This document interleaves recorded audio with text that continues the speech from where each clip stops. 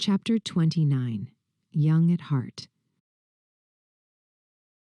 I'm nearly halfway through college, and the final term before the summer holiday in 1955 has been something of a whirlwind. I go to Palm Springs with Topper over spring break. We look at houses out west because Grandpa George has told me I should diversify my investment portfolio and that real estate is always a solid option. One evening, while out for drinks with Mr. Sinatra, whom I'd been introduced to by Tilly's father at a charity ball earlier in the year, he mentions a house for sale near Twin Palms, his home in the movie colony. He thinks we should take a look at it. I love it. I've wanted a modern house for a long time. This one is by the same architect who did Mr. Sinatra's, E. Stewart Williams, and it will be the first place I can call home that's younger than I am. Topper isn't sure what he thinks. He's been considering investing with me, but Sinatra insists I must have it. I'll sort it all out, he says.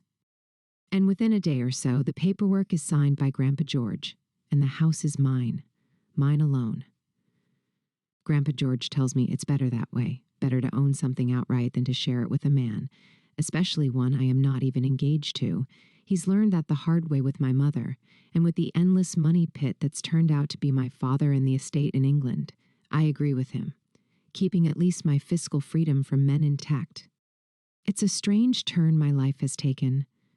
I find myself moving within America's upper circles. I don't need it, not in any essential way, yet I keep being drawn into their orbit. When I was a child, I longed to live among the stars. But now that I do, the constellations have dimmed.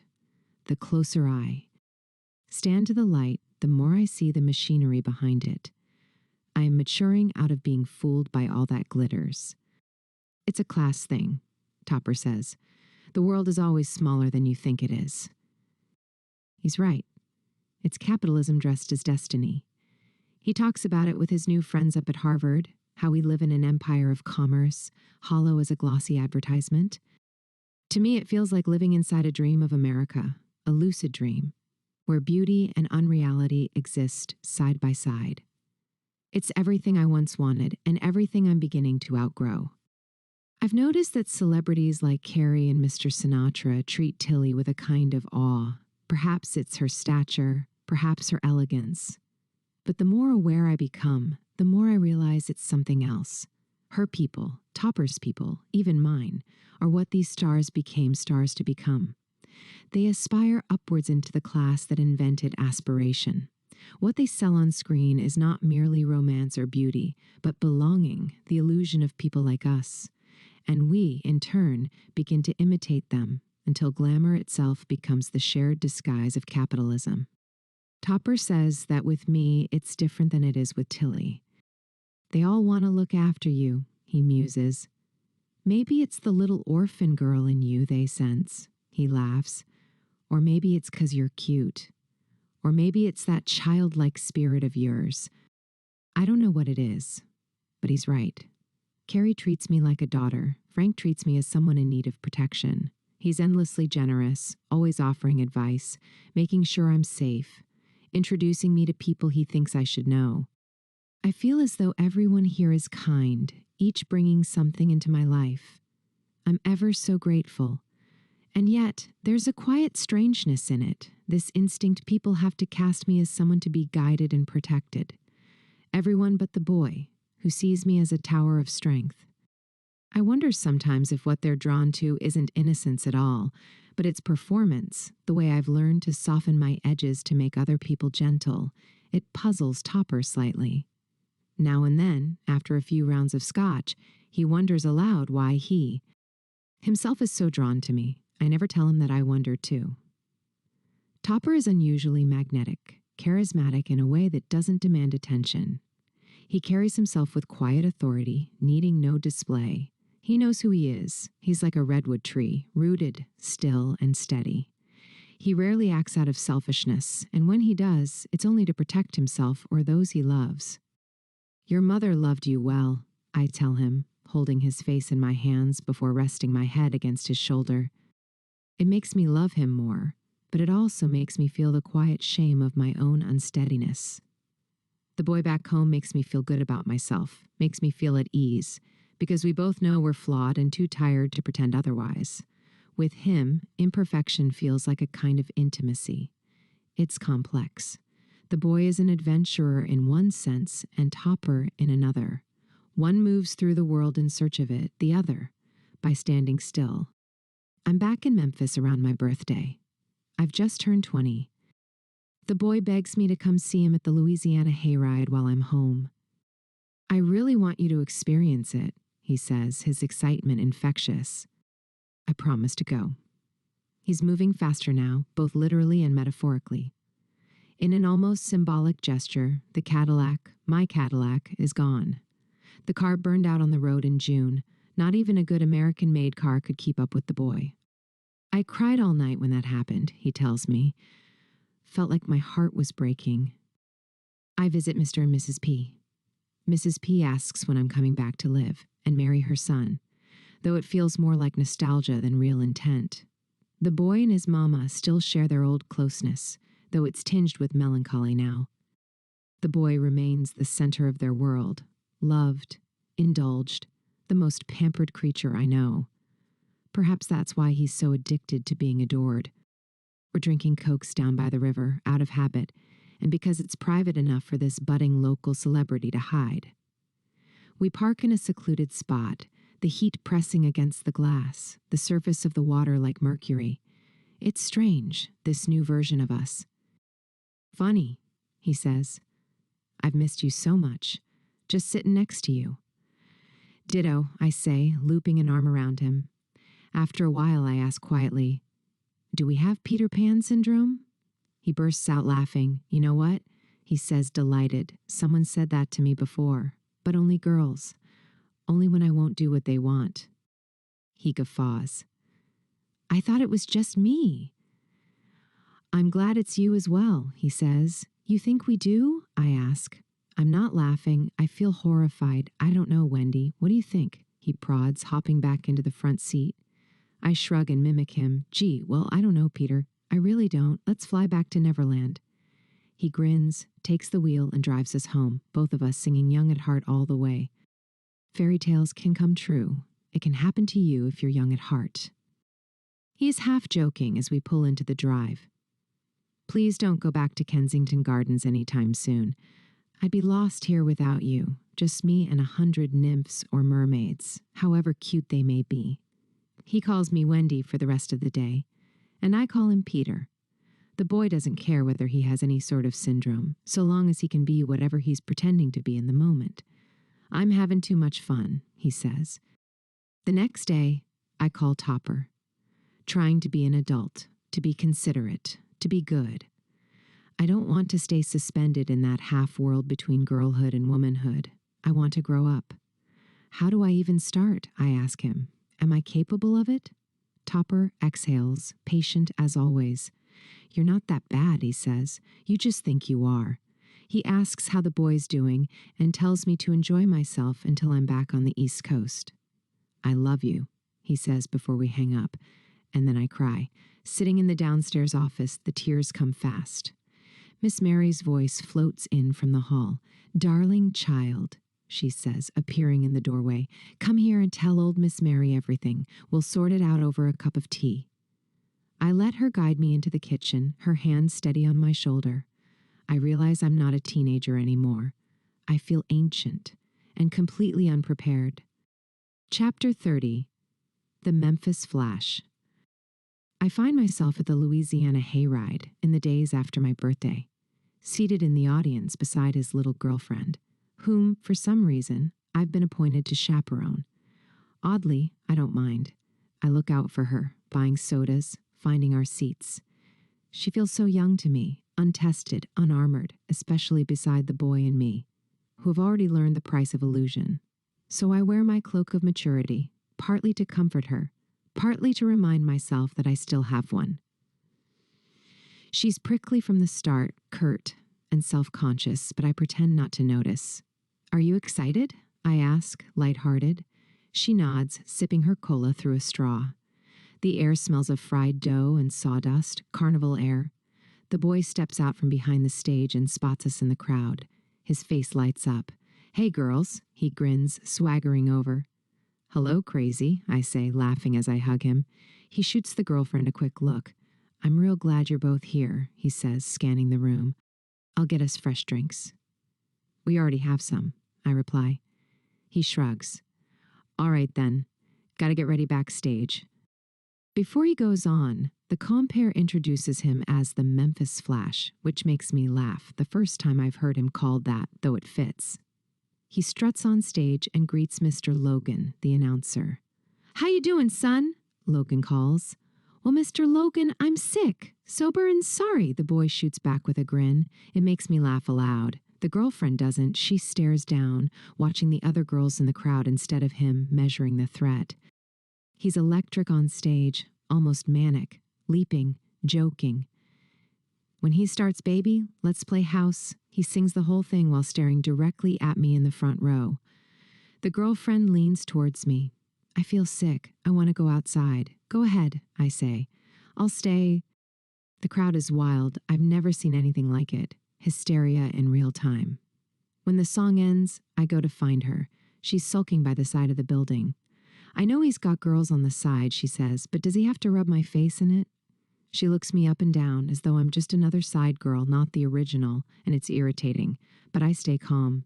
Sure, I say gently. I get it. We return as the band launches into Maybelline. She wants to leave. Let's stay till the end, I tell her, keeping my tone reasonable. On stage, he's talking to Mr. Logan again, rapid fire, then suddenly turns on someone in the audience. What's the matter with you? He yells. Scotty, Bill, and DJ roll their eyes. Then he launches into That's All Right, Mama. Furious, wild, unmoored. He's nothing like the boy I used to know. After the show, he comes out to talk, instantly snapping at his girlfriend when he feels her mood. What's wrong with you? Stop it, I say. Be kind to her. Through tears, she tells him he didn't have to sing Let's Play House right at me. It's just a song, you ninnies, he mutters. I didn't even write it, just fixed the lyrics. He calls us idiots and storms backstage. I follow, trying to steady him. It was a good show, I say, ignoring the drama. Truthfully, it feels beneath me, juvenile, performative. I'm beyond it. He asks me to come later, once she's gone home. Red West offers to drive her 6 hours through the night. That's the kind of friend he is. I walk her to the car, then head back. I thought we were going to celebrate my birthday, I say when I find him backstage. I'm smiling, detached now. Is she gone? He asks. Are we alone? Yes, I tell him. His irritability grates on me. I hate when he refuses to take responsibility for the mess he makes of other people's feelings. Shush, I say finally. I don't want to deal with it. He sighs, then suggests we go back to his motel. I'll give you your birthday present, he says. I'll make it extra special for coming all this way. When we arrive, a line of girls waits outside his door. What on earth? I ask. He grins. Get used to it, baby. This is what it's like now. He gestures to them, half amused, half triumphant. Y'all can go home, he calls. I'm with my number one girl tonight. He already told me about some of this, but I didn't know just how wild it really was. The sheer number of girls, the waiting, his nonchalance about it all. I'm not sure I can get used to it, even if he isn't really mine anymore. Inside, he asks if I want to open my birthday present. Sure, I say. He smiles, starts unbuttoning his shirt. I laugh. That's your idea of a gift? Best kind there is, he says, stepping closer. For a moment, he's just himself again, the boy I first knew. And as we fall against each other, the illusion collapses. What's left is only the truth of two people, unperformed, unconstructed, momentarily free. Back in Memphis a few days later, we're upstairs in my room. I have to go out west, I tell him. What for? He asks, sullen. I thought we were just getting back to having fun again.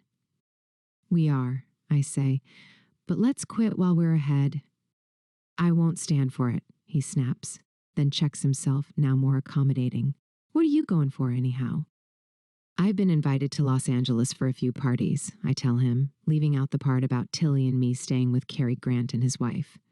They're hosting my birthday, which, apart from our late-night mischief at the motel, passed unnoticed in Memphis. he says, shaking his head. You think any more about my proposition? What proposition? I frown. The one in the song. He grins. I laugh. You silly goose. He starts singing Baby, Let's Play House. But then, as so often of late, the mood shifts for no discernible reason. What's going on with you? I ask, trying and failing to keep the edge out of my voice. You're either flying or collapsing. I can't keep up. He looks away. The color drains from his face. His pride is preventing him from just coming out with it, that it pisses him off when I don't do what he wants me to do. I ain't in the mood for your shit, he mutters. Cold now. I'm leaving. He storms downstairs and slams the door, not even saying goodbye to Miss Mary. A moment later, she appears in the doorway. Is he on something? She asks quietly. He sure seems like it. I shrug. I don't know, I say, though the frustration catches in my throat. I can't deal with the nonsense anymore, so I leave for California. He seems to have forgotten one key thing about me. I take shit from no one. And he can go straight to hell. I'm at the Beverly Hills Hotel with Tilly and the rest of the gang for a birthday soiree hosted by Mr. Grant. It's not a big party, it's intimate and leaves room for conversation and anecdotes. Topper has flown in for it, but has to go back east in the morning to start preparing for the next term at college. He is more serious about Harvard than any of us are about our higher education, even Tilly, who has a need to always be number one. He is a serious man. You can rely on him being the responsible adult in the room. The boy calls me. Can you fly out for a few days? He asks. I need a little break to recharge. I tell him I can't, that I'm going to my house in Palm Springs, but he's welcome to visit if he has time off. I'll be there, he says. Chapter 31, Moonglow. When do you have to be back at college? He asks as I pick him up from Palm Springs Municipal Airport. Last week of September. What about Topper? Where is he? He's back at Harvard. I reply. I change to other topics before the boy can ask more questions. We pull into the drive of my house, and I lead the way inside. It's a cool house, he says, stepping toward the glass doors. Cool pool. Have you been to Palm Springs before? No, he grins. Course not. Too fancy out here. You forget where I'm from. He slips into a drawl. I'm just a poor country boy. I smile. Hasn't stopped you from going places. It sure hasn't, he says, strutting toward me. But I'm going to take you somewhere incredible right here and now. I run, laughing. He catches up, tilts his head. What's your favorite song? Anything with the moon in it, or flying. My favorite's Billie Holiday's Blue Moon. Songs with flying or moons are always good. I've never heard a bad one. He grins. You're cute. Never stop being cute. I probably won't. I say, the next morning, Mr. Sinatra comes over. He's surprised to see the boy and not Topper. Who's this? He asks, glancing at the boy. Where's Mr. Montgomery? Mr. Sinatra. Please, call me Frank, he says, taking my hand. This is a very dear old friend of mine, I tell him. He's also a singer, like you. The boy's so excited he starts stuttering, saying all the wrong things. Mr. S. and his man can't get away fast enough. Walk me to the car, he says, waving off the boy. As we walk, he lowers his voice. I hope this isn't what it looks like. You're with him? I thought it was Mr. Montgomery. He squeezes my hand. It probably isn't what you think, I say lightly. And yes, I am with Mr. Montgomery. The boy's a wonderful performer. You should hear him sometime. Frank glances back at the house. What's his name again? I tell him. I think I've heard rumblings, he says. I'll look him up. That's good. I should warn you musicians, make terrible lovers. Unless your goal is to share. I have a feeling you'll grow fond of him eventually, I say, ignoring his warning. He laughs, climbing into the car. Okay, Birdie, send my regards to Mr. Montgomery. Tell him to pop by Twin Palms. I will, Chairman. Thank you. When I go back inside, the boy is all shook up. What the heck? What a moment. Do you like Palm Springs yet? I tease. You betcha, he says, grinning. Who's next? Marilyn Monroe for tea? James Dean for a midnight drive? You never know.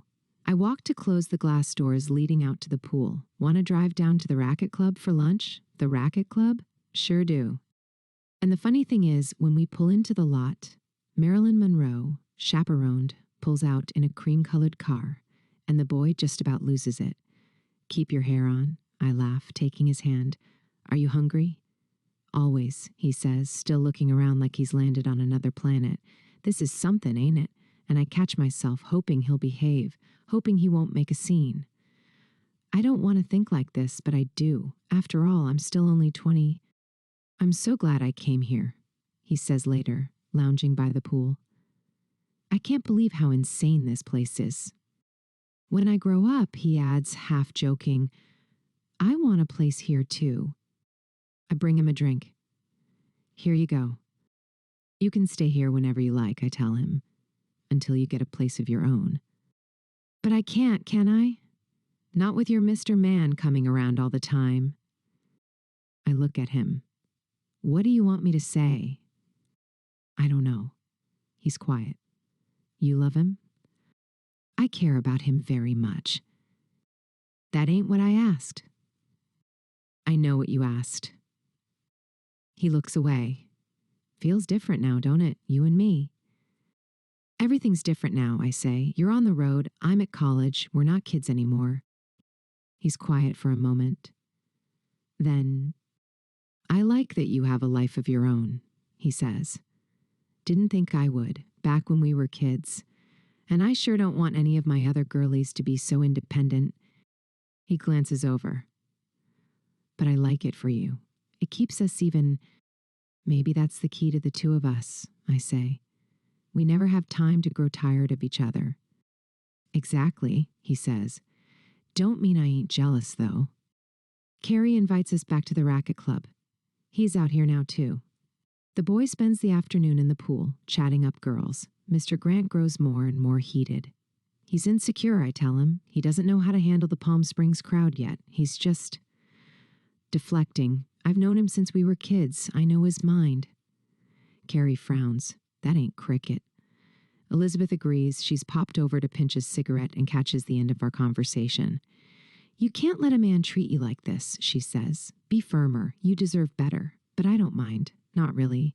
Carrie tells her my actual boyfriend is a different kettle of fish, a gentleman, a real mensch.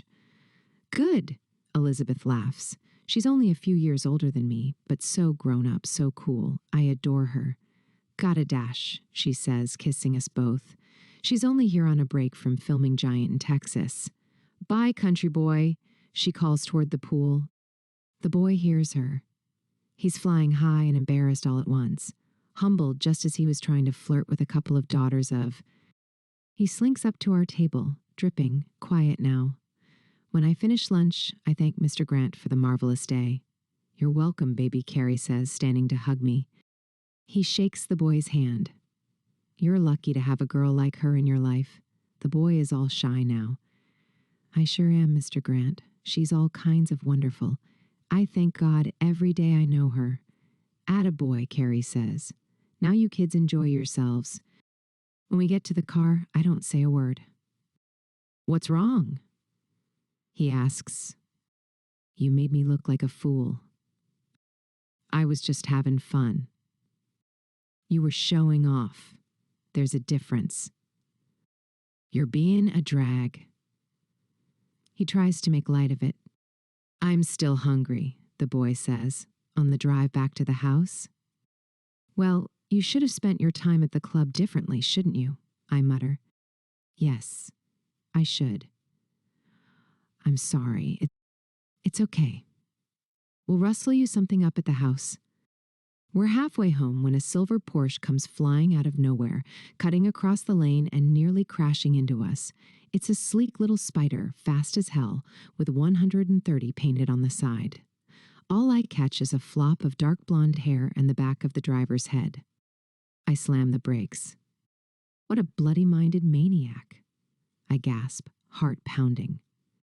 The boy, who'd nodded off, jerks upright. What happened? Never mind, I say, hands gripping the wheel.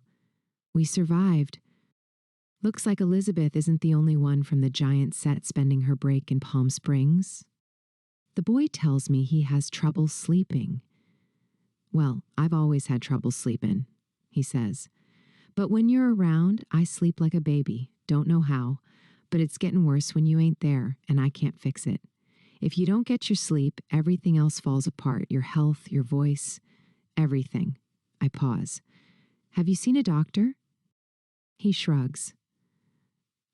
I got something that helps when I need it. What kind of something? Just pills. Ain't a big deal. My chest tightens. What kind of pills? I don't know. Whatever the doc gives me when I ask. How do you not know what you're taking? I ask. I ain't a baby, Birdie. I can handle myself. I'm not saying you can't. I'm saying... You're saying I'm messing up. You're saying I need you to fix me. That's not it. Then what is it? I don't know. So I say nothing. He has to go back on the road. It's only been a few days, but he has shows lined up almost daily for the rest of the year. I worry how he'll manage. Thank God he's so young, or he might already be in trouble. I take him to the airport and kiss him goodbye. Christmas? He asks. For sure. You take care of yourself, won't you, my boy? I will, and you do the same now, my little darlin', he says. We both start laughing, and off he runs to catch his plane.